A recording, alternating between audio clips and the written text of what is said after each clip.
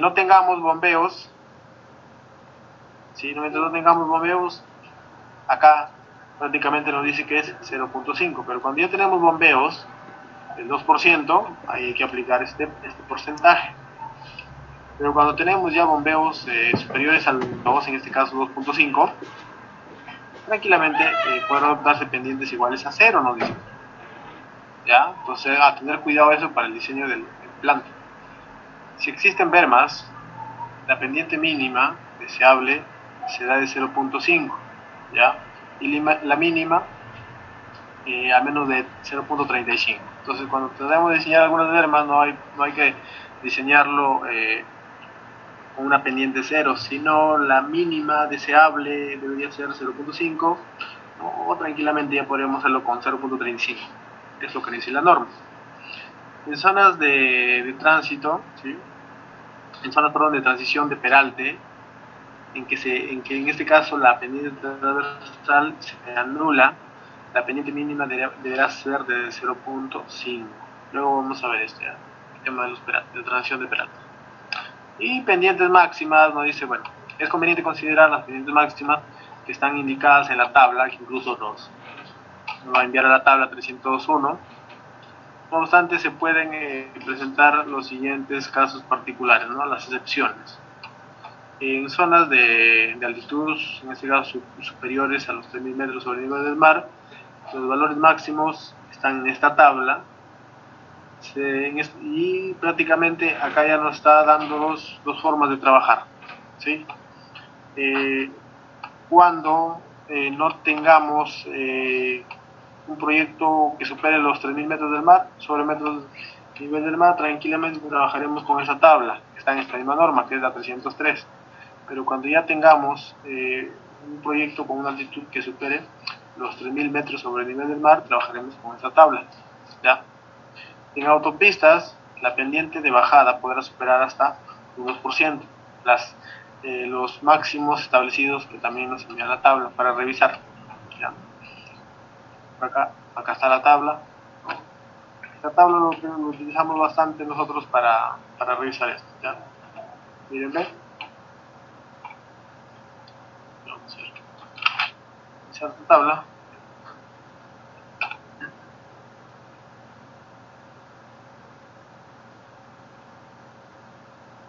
Y entonces dice lo siguiente. Tabla 303.01. Pendientes máximas. Demanda. ¿Sí? Ahí está la demanda. Ya sabemos cómo elegir si es autopista, si es carretera, ¿no? Las características, en este caso, primera clase, segunda clase, tercera clase, qué sé yo. Y el tipo de orografía, ¿ya? También ya nosotros hemos visto eso de ahí, cómo definimos el tipo de orografía. Hicimos algunas pruebas en el terreno y por ahí trabajamos tranquilamente, ¿no? Entonces, por acá tenemos las velocidades de diseño, y en esta parte ya tenemos las dimensiones, ¿sí? Las dimensiones de nuestras calzadas en sí, para el tipo de, por ejemplo acá primera clase, ahí están, y si nos vamos acá a carreteras de tercera clase, en este caso menores de 400 vehículos día, también tenemos acá las longitudes, ¿no?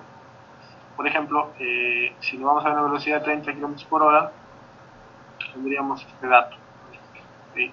Si estamos trabajando en una vía de esa misma dimensión, pero estamos yendo ya a 40 km por hora, también ahí están nuestras pendientes máximas, ¿ya?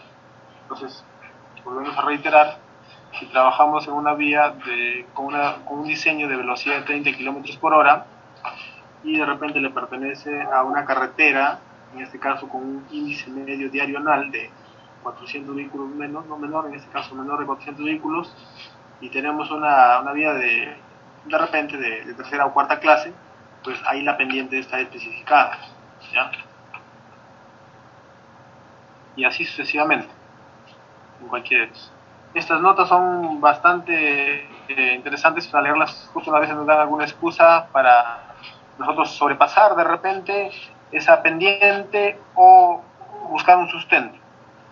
En caso que dice que se desee pasar de carretera de primera o segunda clase a una autopista, las características de estas se deberán adecuar al orden superior inmediato. ¿Ya? Entonces, cuando nosotros intentamos pasarnos de un diseño, en este caso nos dice pasar de carretera de primera a segunda clase a una autopista, las características se tienen que actualizar automáticamente al diseño más, en este caso, la autopista. ¿Ya? 2. De presentarse casos no contemplados en la presente tabla, su utilización previo, sustento técnico serán autorizadas por el órgano competente del MTC, que regula toda la actividad. Pendientes máximas excepcionales, acá nos dan algunos datos, hay que leerlas, y ustedes. Longitudes en pendiente, vamos a seguir a ver, vamos a irnos a lo principal, porque acá hay un montón de cosas que si nos ponemos a analizar no la acabamos de día. Estamos verticales, acá vamos a ir a ¿ya? Miren chicos, acá había un factor, justo acá les quería llevar, el mismo civil 3D ya nos da, ¿no? Miren, acá hay uno que dice K, ¿no? Ya. Mira lo que nos dice acá, ¿qué es K? ¿Qué es K? Mira, generalidades, los tramos consecutivos de rasantes serán enlazados con curvas verticales parabólicas. Cuando la diferencia algebraica de sus pendientes sean mayores al 1%, para carreteras pavimentadas y del 2% para las demás. Dichas curvas verticales parabólicas son definidas por sus parámetros de curvatura, K. Entonces, este es el parámetro de curvatura, ¿correcto? Que equivalen a la longitud de la curva en el plano horizontal en metros para cada, en este caso, 1% de variación en la pendiente. Así es que nosotros expresamos, en este caso, el parámetro de curvatura, le llamamos a este, ¿ya? A eso le vamos a llamar parámetro de curvatura K, y está en función de longitud de curva vertical y valor absoluto de la diferencia algebraica dependiente. ¿Y qué es la diferencia algebraica dependiente? Nada más y nada menos que si cuando yo tengo una curva y está entrando de repente con el menos 2% y está saliendo con el menos 4% y ya. La resta de esto viene a ser la diferencia algebraica. ¿Ya? Eso igual lo vamos a hacer cuando calculemos, en este caso, en las cotas de una curva vertical, ya sea simétrica o asimétrica. Pues esto de acá ya lo tenemos claro cómo sale, ¿no?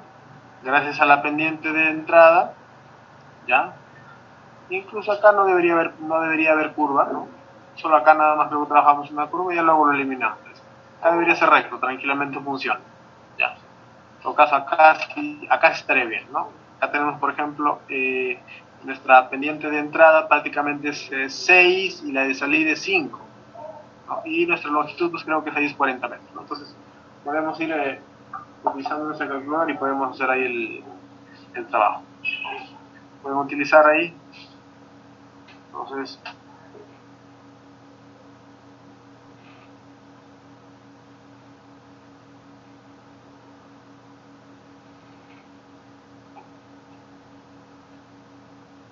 y para hacer el proceso ahí de la diferencia de dependencias algebraicas hay que recuerden que influye el signo, ¿ya? El signo influye bastante.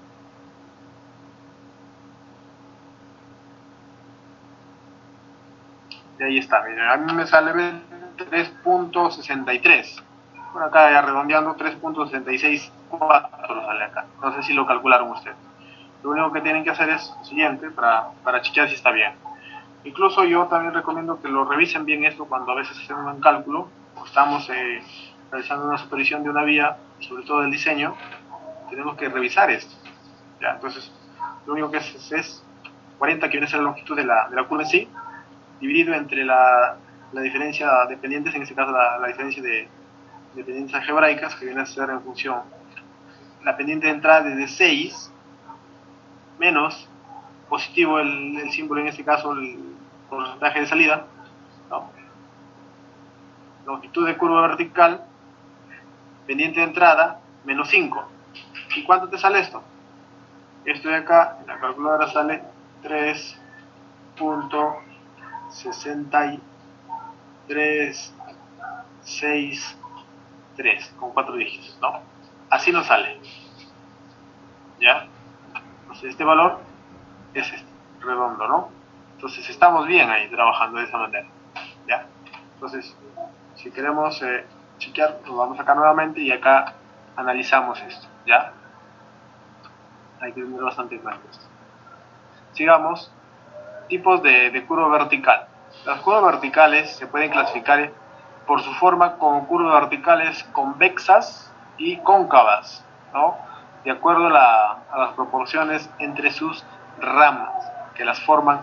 Y en este caso vamos a ver que nosotros podemos optar por curvas simétricas y asimétricas, ¿no? Y no vamos a ir a la siguiente figura. Ya, vamos a ver por acá, miren, ve, la tenemos. Acá está.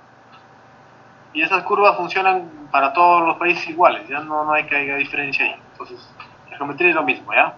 De repente un factor por ahí no cambia, pero igual, el resto de forma gráfica es ahí lo mismo, ¿ya? Tipo de curvas verticales convexas y cóncavas. ¿Ya? Acá tenemos las curvas verticales convexas. Normalmente se van a materializar de esta manera, se grafican de esta manera, ¿ya?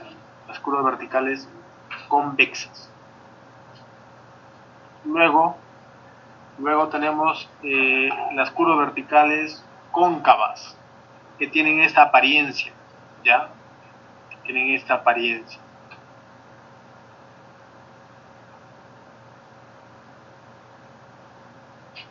Luego tenemos las curvas verticales simétricas y asimétricas, ¿sí? En estas curvas verticales simétricas, la longitud, ¿sí?, que es L, por ejemplo, en la que hemos visto nosotros hace un momento, tenía 40 metros, es una curva vertical simétrica, ¿sí? Porque si yo divido esta longitud en este caso, entre 2, significa que para acá le corresponde 20 metros desde el eje y para acá 20 metros. Pero en las curvas verticales asimétricas, ahí ya cambia la cosa. Desde el punto eje de la curva, de repente a este lado, tiene una longitud. Puede que de repente tenga acá 60 y puede que acá tenga 40. Entonces ya no tiene la misma dimensión. Ya no, ahí así tenemos que tener en cuenta que va a haber un L1, un ramal 1 y un ramal 2. ¿Ya? En cambio acá, L es todo. ¿Ya? L es todo.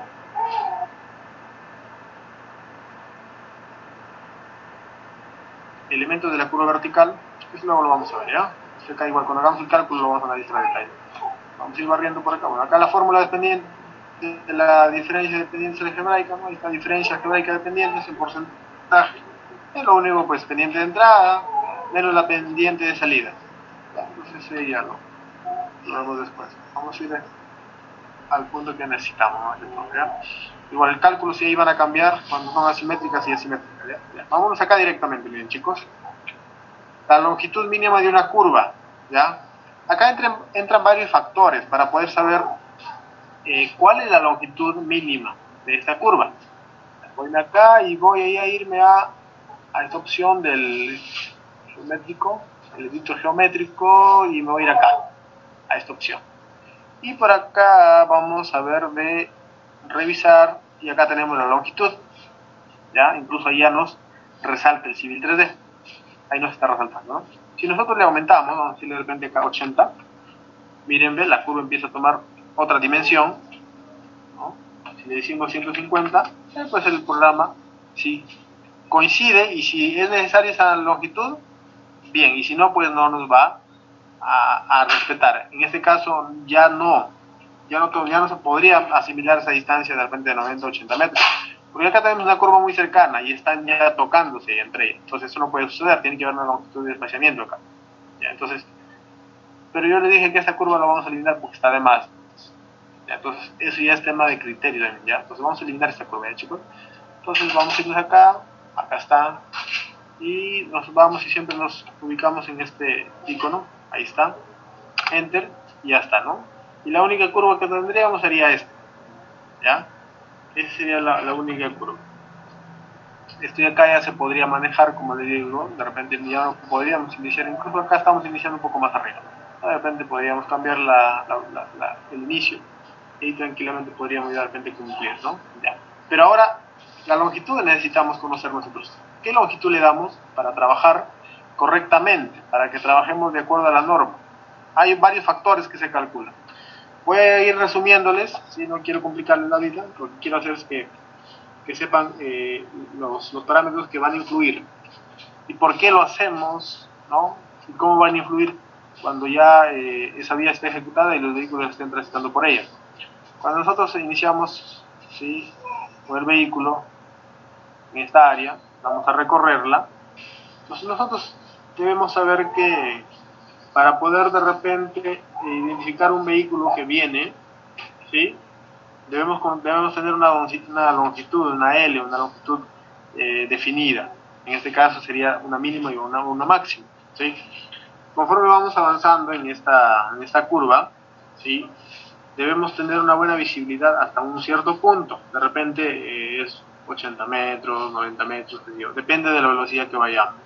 Como les dije, para nosotros poder frenar de repente necesitamos una distancia adecuada. No podemos frenar de repente en 10 metros y parar al vehículo, no se puede. Para la visibilidad es igualito también. Entonces, en función a esos parámetros, ¿sí?, vamos a poder definir qué longitud se va a adoptar a esta curva vertical. Entonces, para eso nos vamos acá, miren, y acá nos dice longitud de curva convexa, y incluso es para la convexa y para la cóncava también, ¿ya? Para la convexa y la cóncava. Por ejemplo, acá tenemos, vamos a vernos de acá, dice longitud mínima de curva vertical convexa con distancia de visibilidad de parada, ¿sí? Nosotros ya hemos visto un poco de visibilidad de parada, también les expliqué, recuerdan. Ya, entonces, tenemos una línea de visibilidad, ¿sí? Ahí tenemos una línea de visibilidad. Por acá tenemos unos datos que es altura de ojo, altura de objeto, y estos son factores ya. 1.07 y acá es 0.15. Esto es lo que normalmente nosotros deberíamos ver, ¿ya?, cuando estamos en un cierto punto de esta curva. Entonces, para nosotros poder obtener esta longitud, ¿sí?, para poder obtener esta longitud, que es una longitud mínima de curva convexa, llamada L, debemos saber un dato, que es la distancia de parada, ¿sí?, distancia de parada. Y nosotros lo habíamos analizado con unos cuadritos, ¿recuerdan? ¿No? Ahí influía la velocidad con la que ibas, ¿no? Con qué velocidad ibas para poder nosotros tener el cálculo de la distancia de visibilidad de frenado, ¿ya?, que es la dP. Entonces, veamos por acá, L ya lo vimos, que es longitud de curva vertical, dP, que es la distancia de visibilidad de frenado en metros, y bueno, B, la velocidad de diseño, ya lo sabemos, en kilómetros por hora, y A van a ser la diferencia algebraica de pendientes. ¿Sí? Entonces, en función a estas fórmulas, nosotros vamos a optar por calcular qué longitud mínima, porque la máxima ya no es tan importante, sino más que todo la mínima, para que pueda trabajar bien. Igual, también nos dan unas máximas, pero más nos preocupamos por la mínima, ¿no? Porque normalmente la tipo de topografías a veces no nos da para trabajar de repente con las mínimas, siempre trata de ser más extrema todavía, ¿no? Si nosotros trabajamos de repente con un diseño de una longitud de unos 30, 40 metros, de esa curva, normalmente la topografía no nos da para esa longitud, sino nos da para trabajar de repente en 10 metros, incluso hasta 5 metros es posible, pero eso no se podría hacer esa curva con esas dimensiones. Entonces la idea es que sepamos con qué longitud. Acá tenemos un cuadrito, ¿ya?, que prácticamente casi trabajaríamos igual que estas fórmulas, ¿ya?, que nos dice acá, para dP, que viene a ser distancia de visibilidad de frenado, ¿qué nos dice acá? Debe ser mayor que L, ¿ya?, y para dP debe ser menor que L. Entonces, vamos a ver qué dato nos sale acá. Por ejemplo, acá 2 por dP entre 404 entre A. A viene a ser la diferencia de pendientes algebraicas, ¿correcto? Acá nos va a salir un dato, ¿ya? Incluso si gustan pueden aplicar la fórmula, no hay ningún problema. Y el siguiente, que es para poder detectar que el dP sea menor que L, es L igual la pendiente algebraica por distancia de visibilidad de frenado al cuadrado entre 404.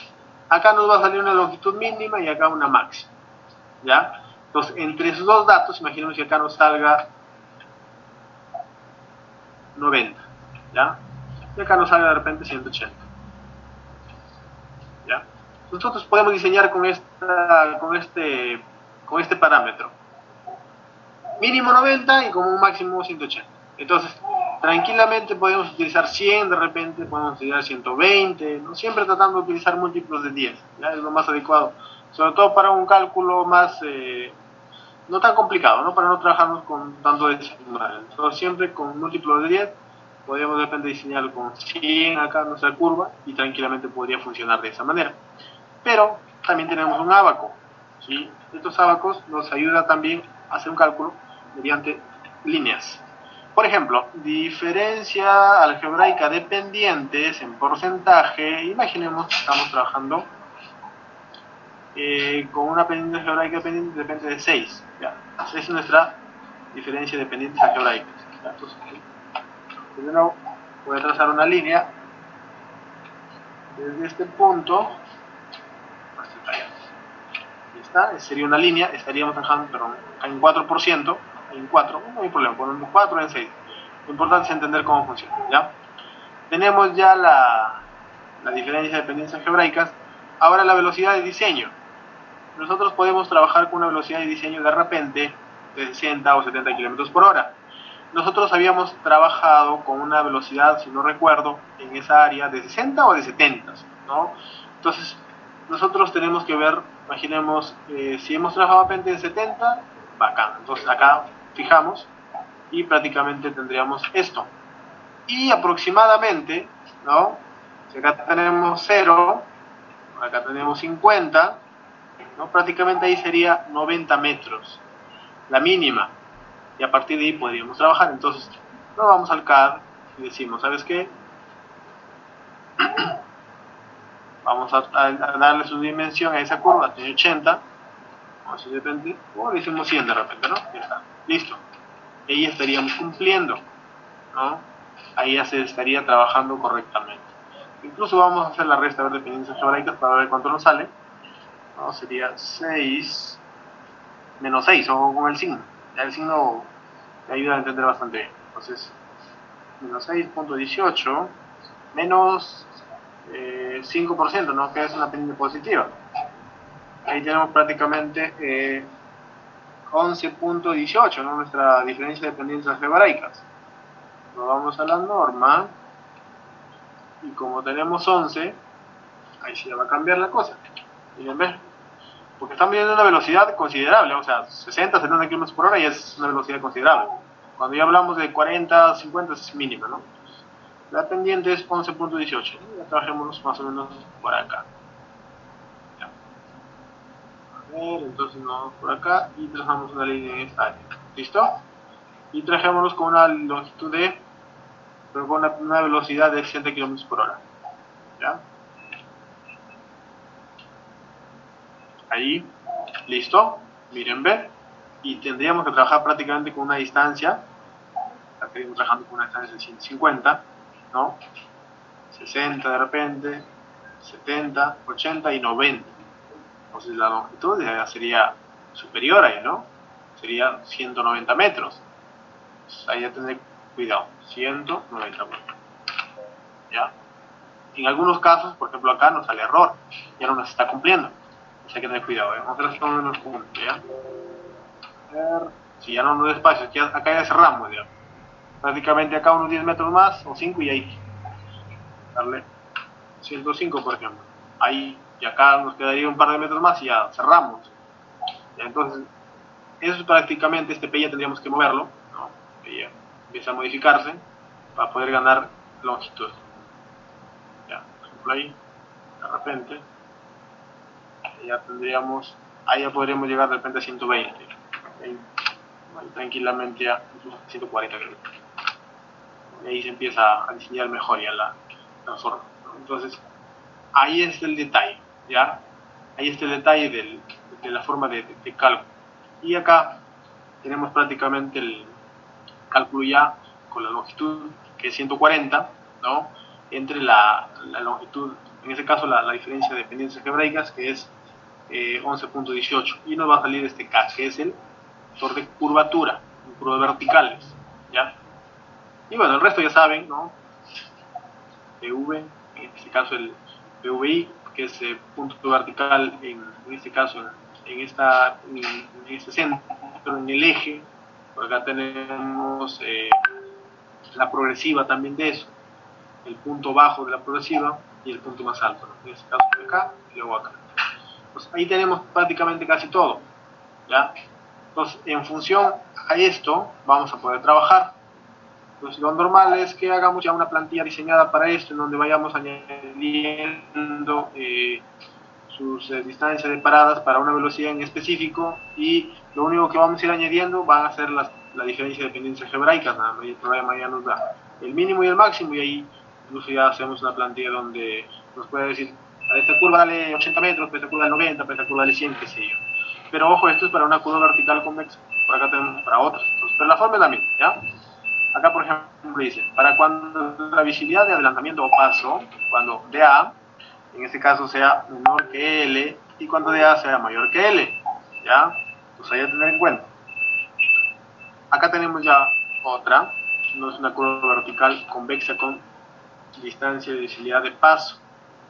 ¿Ya? Igual acá también tenemos la fórmula, y acá también tenemos el ábaco con el que podemos graficarlo tranquilamente. Por ejemplo, conste lo que hemos obtenido más o menos en su momento, ¿no? Y con una velocidad, y en este caso, bueno, tenemos velocidad de adelantamiento, ¿no? Y bueno, acá estamos para trabajar con la de paso. Entonces, igual, calculamos cuál es la velocidad de paso y tranquilamente vamos a poder obtener una longitud. Por ejemplo, tenemos una velocidad de paso de esta longitud de 175, más o menos ahí llegaríamos con una curva de 250 centímetros. Se cambia, ¿no? Y la velocidad está acá, velocidad de diseño, ¿no? Velocidad de diseño, y acá está velocidad de paso. Entonces, ahí nosotros podríamos trabajar de esa manera. Acá también tenemos los valores del índice K para cálculo de la longitud de la curva vertical convexa en carretera de tercera clase. Siempre cuando hacemos un diseño, tienen que ver también si esa tabla que están siguiendo ustedes, esa fórmula, sirve para ese tipo de vía. ¿Ya? Siempre hay que leer las notas ahí que normalmente en el reglamento están, para ver si funciona de esa manera, o en todo caso pues hay que buscar otra función que cumpla para esa vía. ¿Ya?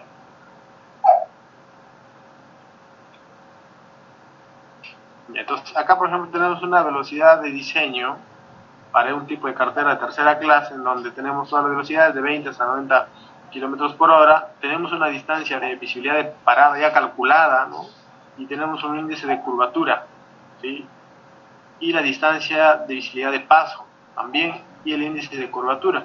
Acá tenemos longitud controlada por visibilidad de parada o longitud controlada por visibilidad de paso. Con ambas podemos trabajar para estas longitudes. Acá también son fórmulas nada más que hay que checar. Acá está, por ejemplo, longitudes mínimas de curvas verticales cóncavas. ¿Ya? Acá ya trabajamos con longitudes verticales cóncavas, ya no con convexas. Ya, visibilidad de paso, creo que sí le expliqué. Cuando hacemos visibilidad de parada, nosotros necesitamos tener una longitud para poder frenar el vehículo, no estamparnos contra un objeto. Y la de paso es para que nosotros podamos adelantar prácticamente a otro vehículo. ¿Ya?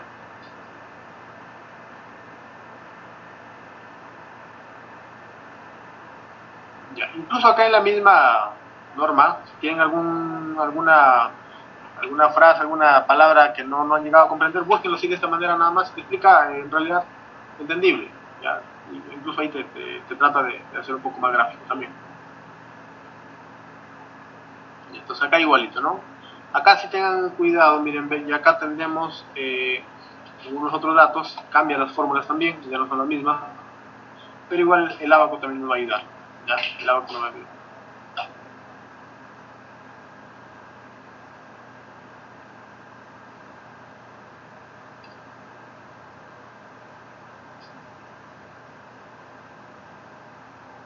Este de acá es valores de índice K para cálculo de longitud de curvas verticales cóncavas en carreteras de tercera clase con velocidades de 20 a 90 km por hora. ¿No? Está en longitud en metros.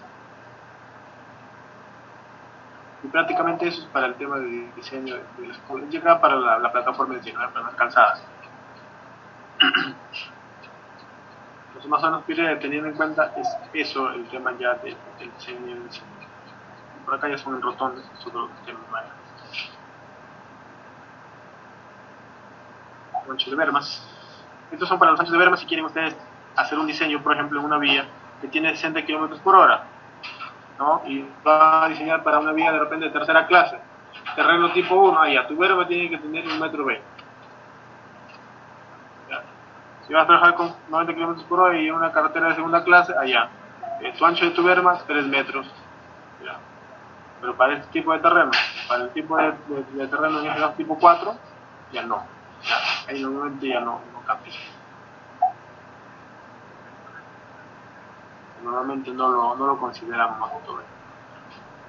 Utilización de bermas y es cuestión esto ya acá es lectura más. Por acá no vamos a poner. Acá, este caso es importante. Valores de bombeo en calzadas, sé que algunos ya lo saben. Este detalle es importante. Cuando nosotros queremos diseñar nuestra calzada, a veces no sabemos cuál es el valor ideal, ¿no? A veces escuchamos 2%, 2.5, ¿no? Pero normalmente trabajamos con 2 o 2.5, ¿no? Es un valor, como se dice, estándares. Pero para el sustento de la norma, pues se necesita conocer por qué han definido esos valores, pues, y esto está definido en este caso por la precipitación, ¿sí?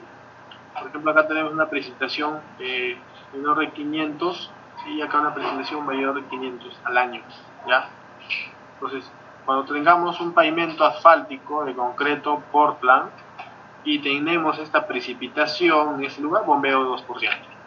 Si tenemos un terreno afirmado y mantenemos de repente una precipitación superior a los 500, de repente 560, allá, aplícale esto, entre 3 y 4%. Pero, ¿qué hago acá? ¿Utilizo el 3 o el 4? Ya hay criterio, esto ya criterio. Todo ese tipo de detalles son criterios. Te dice, si utilizas 3.1, no hay ningún problema, yo te voy a aceptar. Si utilizas 4 también, o utilizas 3 por 5 también. Pero lo ideal es utilizar, como les digo, múltiplos de 10. Puede ser 3, 3.5 o 4. ¿Ya? Entonces, así funciona este valor para los bombeos. ¿Ya? Porque esto está más que todo contemplado para poder nosotros ir por esa vía, pues, y que el agua simplemente siga su curso, no malogre el pavimento. Por eso incluso cuando ya tenemos, les decía, una vía, y tenemos una pendiente de 3% de peralte, perdón, de bombeo, y ya ahí podríamos contemplar una pendiente longitudinal en el eje, ¿no? De 0, porque ya el agua ya no tiene, como se dice, contentamiento, ya no se sostiene, ya. Entonces el agua, caballero, toma su curso, ¿ya? Y bueno, estos son ejemplos de secciones que ustedes podrían utilizar, por ejemplo, ¿no? Normalmente lo vemos más en panamericanas, este tipo de detalles. A veces diseñamos estas formas, tranquilamente funcionan. Acá tenemos, por ejemplo, casas de 2 carriles, ¿no? A veces son panamericanas. Funciona, ya así es que no hay ningún problema. Peraltes, bueno, y acá lo volvemos, valor de radio, perdón, lo estoy para no servir.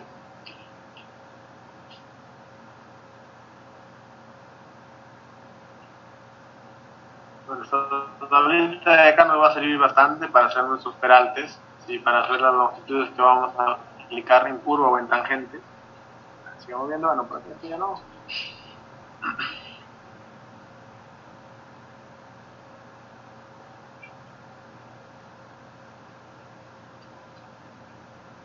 Esto más que todo, el resto ya es otro tema, ¿no?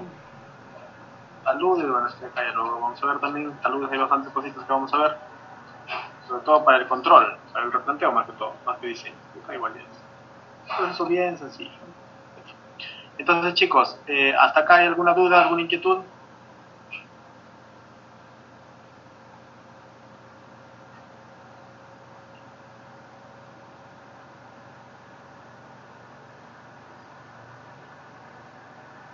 Entonces, miren, acá hicimos algún movimiento, pues si a las justas por acá cortamos 1,7 m, no es nada en realidad, es mínimo, incluso acá se podría bajar más, para poder conseguir el radio que queremos, perdón, la longitud que queremos, ¿no?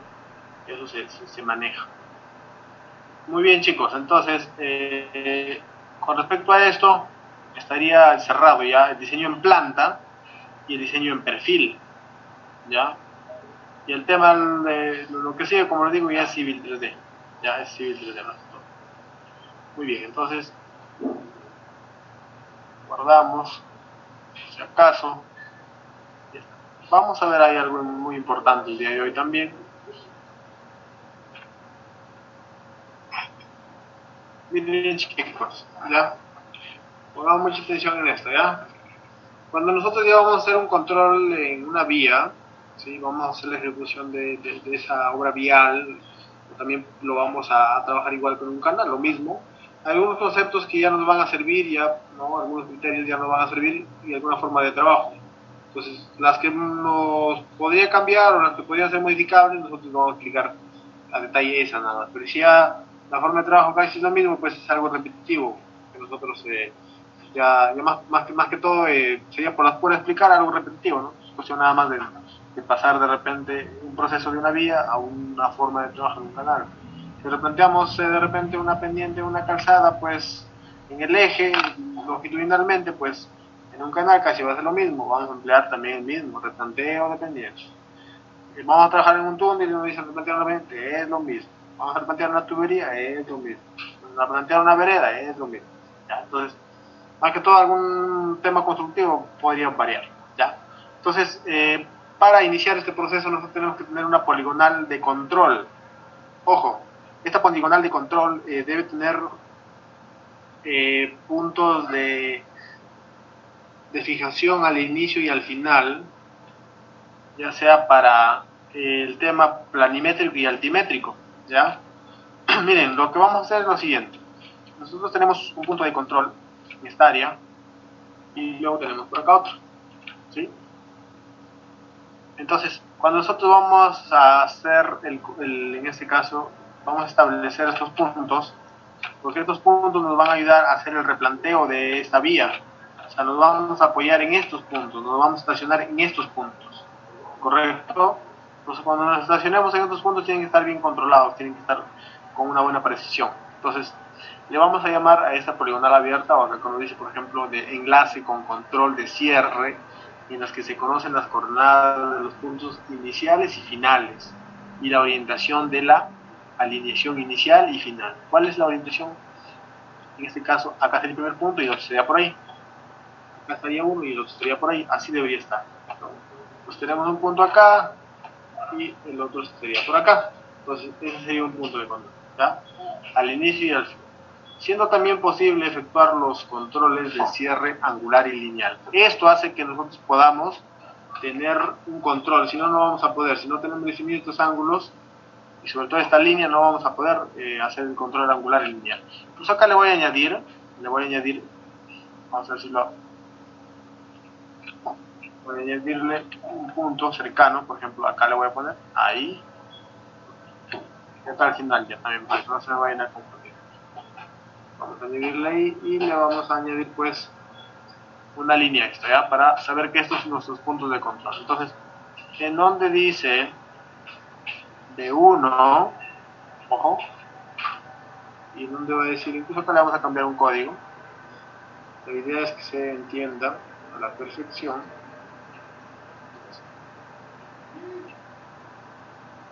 Puede ser BM1 y esto puede ser BM0, no hay ningún problema, ¿ya?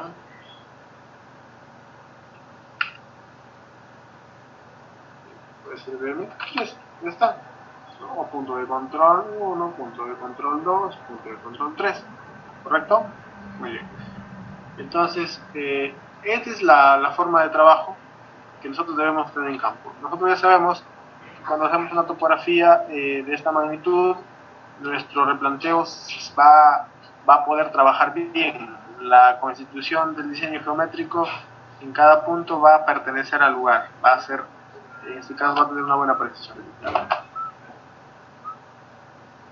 Ya, entonces, nosotros lo ideal de esto es que tengamos las coordenadas de estos puntos, ¿sí? Con GPS en modo estático, no vamos a hacerlo en RTK porque hay mucho error, chicos, ¿ya? Entonces por ahí tengan cuidado, ¿ya? Esperen un ratito, por favor.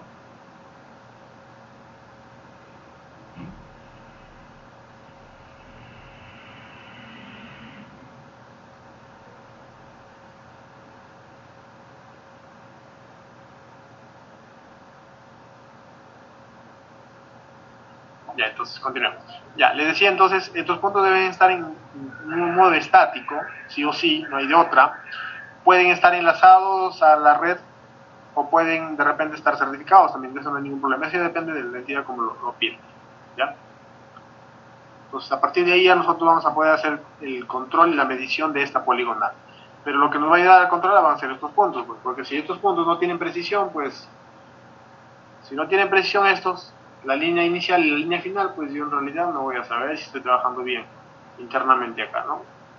Si de repente mi poligonal está bien o está mal, no lo voy a saber. Pues la idea es eso, ya que está bien fijado. Entonces, como les digo, eso lo vamos a trabajar en un modo estático, sí o sí, ¿sí? Entonces, a partir de ahí ya va a funcionar correctamente la poligonal. O también se podría trabajar en modo estático todos estos vértices, todos estos, y ya no utilizamos estación total.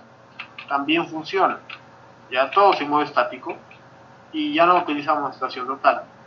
Cuando a veces en el proyecto hay bastante inversión, ¿no? Normalmente ya lo podemos trabajar así, o cuando son longitudes bastante amplias, de repente una carretera de unos 80, 120 kilómetros, 200 kilómetros, ahí el proyecto hay bastante inversión, entonces ahí se podría traer un equipo, pues tranquilamente lo hacemos de esa manera, incluso salir un poco de repente más rápido, ¿no? El proyecto.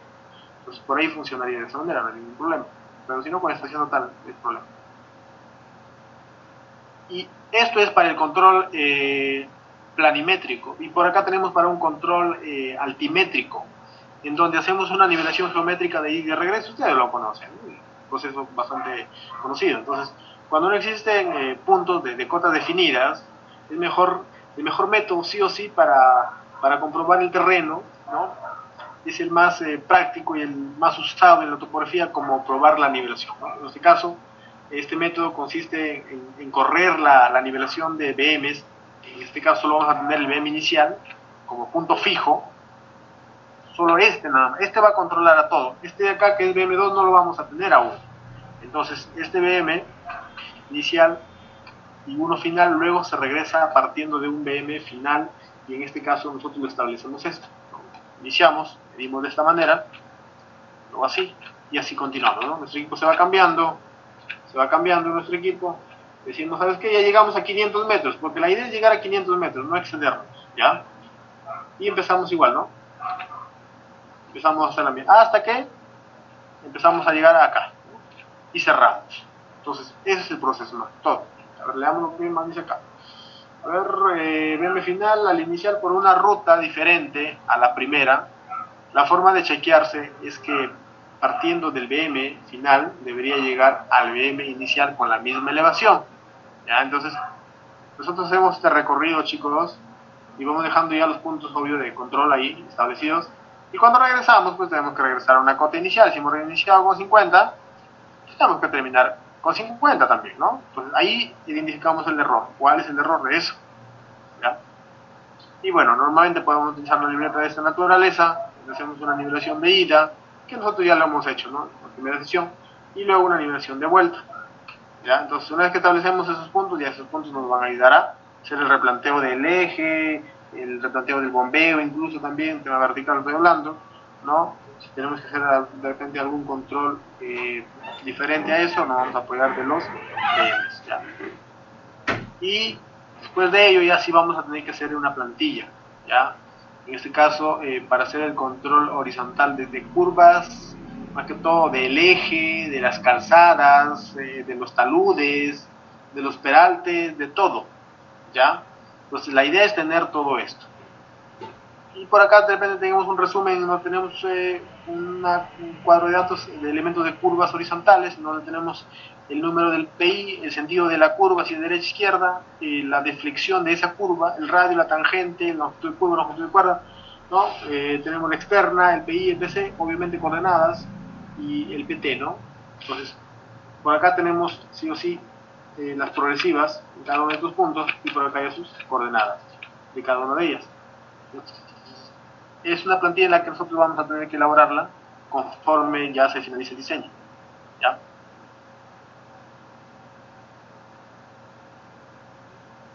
Ya. Ahora veamos esto. ¿Ya? Para iniciar un proceso de replanteo de una curva, nosotros normalmente vamos a utilizar varios métodos. Uno, podríamos utilizar una estación total y trabajarlo en una forma en la que nosotros le ingresemos a este equipo de repente el inicio de la curva, ¿no? Podemos decirle, acá inicia la curva, por ejemplo, acá finaliza la curva y el radio es tanto. Entonces el equipo, la estación total, va a calcular estos puntos. El equipo tiene su programa, entonces el equipo lo que hace es calcularte. Es una forma quizás la más sencilla y la que quizás no necesitamos coordenadas del proyecto. Lo que sí necesitamos es la ubicación de estos puntos, del inicio y el final. Como acá vemos nosotros, sería una tangente de entrada y también una tangente de salida y una intersección de tangentes. Correcto. ¿Qué más tenemos por acá? Tenemos un ángulo de deflexión, miren chicos, un ángulo de deflexión, tenemos una media, tenemos una externa, tenemos una longitud de cuerda, tenemos una longitud de curva, ¿ya? Entonces acá describimos rápidamente cómo funciona esto, tangente, las fórmulas son sencillas, pero es cuestión nomás de representar y el proceso se desarrolla de la mejor manera, ¿ya? Acá, por ejemplo, nos dice lo siguiente: si tiene una curva circular de una carretera de tercera clase, deseamos calcular los elementos de la curva circular.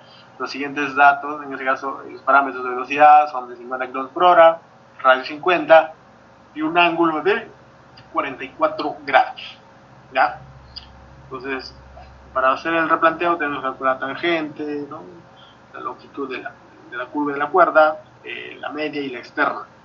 Son los datos que normalmente nos van a ayudar a plasmar en campo y luego también tenemos que corroborarlo, tenemos que supervisar el trazo, que ese trazo mantenga las dimensiones del diseño, porque si no ya empieza por ahí a distorsionar su proyecto.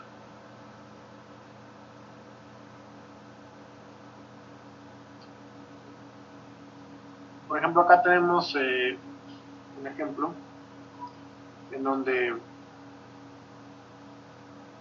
nosotros vamos a definir sí o sí el ángulo de deflexión de cada curva para poder hacer los trazos.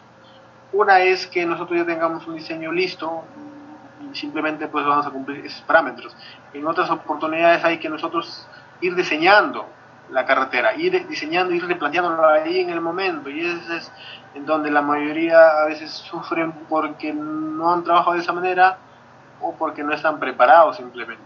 Porque si mientras tengamos toda la información lista, hayamos recibido toda la información, nosotros vamos a poder de repente ir levantando y ir replanteando. Incluso nosotros podemos plantear una curva para que de repente el proyecto ya finalice en un lugar en específico o esa curva pase por un lugar en específico. A veces no solo todo va a ser un replanteo de una carretera y una curva, podemos hacer un replanteo de una edificación internamente porque el diseño se necesita hacer una curva. Entonces yo quiero que esa curva pase por un lugar en específico. Entonces, o vamos a hacer un trazo de un parque de repente, y yo quiero que esa curva pase por un lugar, inicie en un punto y finalice en un punto.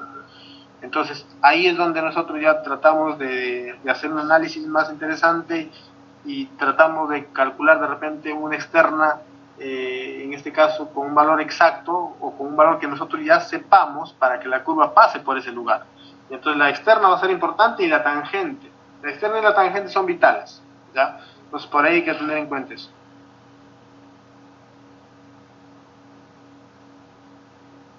¿Hasta ahí alguna pregunta?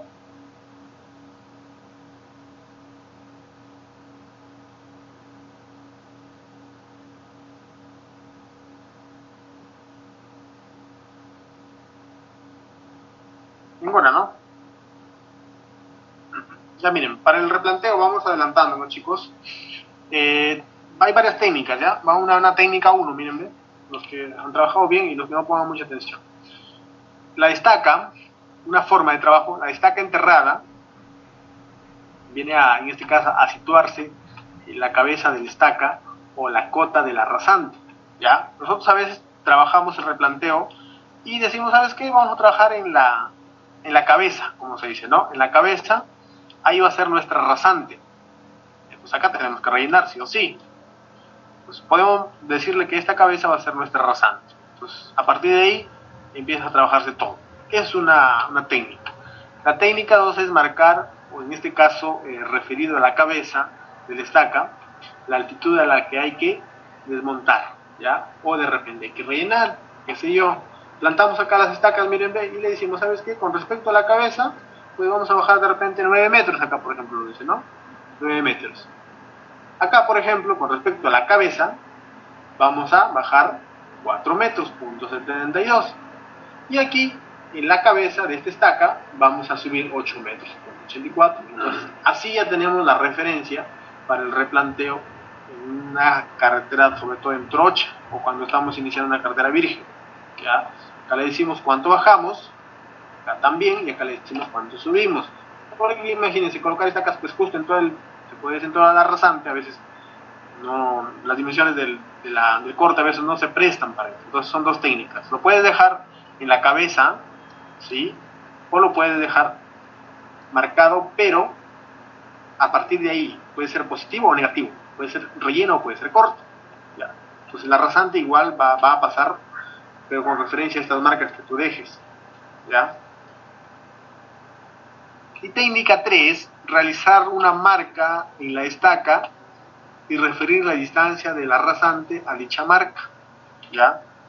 Ambas fueron en la cabeza, ya, si no quieres trabajar en la cabeza no hay problema, puedes dejarlo a un costado también, casi la misma función del anterior, sino que la otra lo hacíamos en la cabeza. Y a partir de ahí igual, ¿no? Decimos, ¿sabes qué? Vamos a bajar tanto, ¿no? Acá igual, ¿no? Vamos a bajar tanto, acá vamos a tener que subir, no hay ningún problema. Y la otra, la técnica 4, marcar directamente sobre la estaca, la cota alcanzable de la rasante. En esta técnica ya marcamos en la estaca en sí, ¿no? A la altura que se va a pasar la rasante, a la altura en la que deberíamos de repente cortar o rellenar. O sea, ya dejamos marcado. Ahí ya no utilizamos números, de repente 1 metro hay que rellenar, 1 metro hay que cortar. Ahí directamente marcamos, ¿no? Esas técnicas son utilizadas para un replanteo en una vía, ¿ya? Muy bien, hasta ahí chicos, ¿alguna pregunta?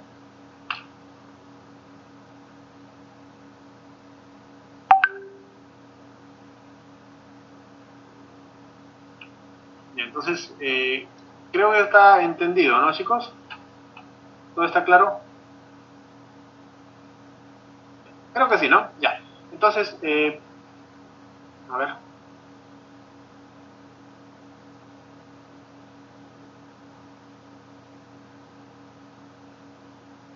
Ya, para corte, a ver, vamos a ver. Ya, la técnica 4 para el tema de corte. No, acá, por lo general, nosotros vamos a tener que excavar el terreno en sí. Por ejemplo, acá, imagínense que el terreno está acá, ¿no? Ya, está acá. Este es el terreno. Pero, imaginemos que el terreno pase por acá, ¿no? Perdón, la marca debería estar acá. O sea, la estaca, o sea, la rasante debería pasar por acá, imaginemos. Pues ahí esta técnica pues no te va a funcionar, porque tienes que excavar toda esta área, tienes que excavar y dejarle prácticamente algo así, ¿no? O sea, al terreno tienes que dejarle algo así. Y te estaquita de repente acá, pues, ¿no? Te estaquita acá y marcarlo así, ¿no? Ahí. Pero yo no te sugiero porque estás perdiendo el tiempo esto. Haciendo esto estás perdiendo el tiempo. Entonces la idea es que, caballero, combines ahí. Puedes combinar esta técnica, por ejemplo, con esta técnica. En lugares donde se pueden trabajar de esta manera, trabájalo de esa manera. Y en lugares que no, pues caballero, trabajas de repente con la técnica 2 o con estas dos técnicas, la 1 o la 2, ¿no? Pero la idea siempre es trabajar muy fino. Me refiero a que cada vez que ustedes hacen una anotación sean muy claros, ¿sí? Porque puede haber confusiones también, ¿ya? Entonces siempre expliquen muy bien al maquinista, a la persona que está encargada, esta es la marca, puedes encontrar esta marca o puedes encontrar esta marca, esto pertenece a, esto funciona de esta manera, esto funciona de esta manera, siempre informando para que él tenga en cuenta, ¿ya? Porque va a haber de repente algún maquinista que ha trabajado de otra manera, como otro topógrafo ha trabajado de otra manera, y pues si tú de repente trabajas de otra manera, entonces lo importante es que le des la información como tú estás trabajando. Siempre hay que tener ese cuidado, ¿ya? Y así ya van a funcionar bien las cosas, porque si no, imagínate, y sabes qué, pero no me explicaste cómo estabas trabajando. Yo anteriormente trabajaba de esta manera, entonces yo me equivocaba y de repente he cortado mucho, porque la forma como la que trabajaba antes, de repente me hace saber que acá tengo que cortar o acá tengo que rellenar. Entonces mientras le informes, pues ahí ya se dice, ambos tienen el mismo pensamiento, ambos están hablando en el mismo idioma y es lo que se quiere, ¿correcto? Muy bien, entonces prácticamente con eso es para un control, ya para el control de estas vías. Y luego de acá vienen otras cositas que también lo vamos a ver, pero por ahora para el control, para que más o menos tengan la idea de cómo vamos a ir haciendo el control, sobre todo del corte, vamos a utilizar esa forma, ¿ya? Entonces, por ahora vamos a quedar ahí, vamos a dar un break. En realidad estoy un poco fibrado, pero intento acá hacer clase porque ya si no luego nuestras fechas se van a correr y ahí sí que no me alcanza normalmente la fecha cuando inicio y ahí sí nos complicamos. Entonces, a ver, son las 6:30. Ya, ¿les parece si nos vemos a las 7:30, chicos?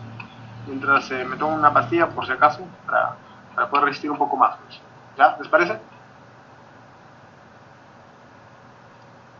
Ya, profesor, no hay problema. Ya, listo, entonces. Normal, si gustan se quedan ahí, igual yo lo voy a dejar aprendido en la computadora. Entramos entonces a las 7:30, chicos. Mientras se toman un café ustedes también.